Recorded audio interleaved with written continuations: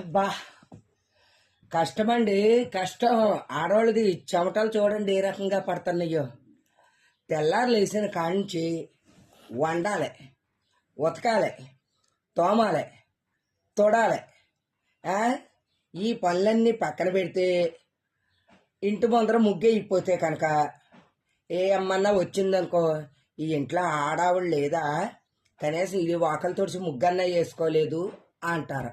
ఇవన్నీ కూడా మనం లేచినా లేకపోయినా రెగ్యులర్గా దినచర్య పనులే. సరే, ఇవన్నీ చేద్దాం. కానీ నాకు ఒక కొత్త పని ఒక 3 నెలలు పడుతుంది. ఆ పనులన్నిటితో పాటే ఈ పని కూడా పడుతుంది. ఆ పని ఏంటనేది ఇప్పుడు మీకు చూపిస్తాను, చూడండి. ఇదే ఆ పని.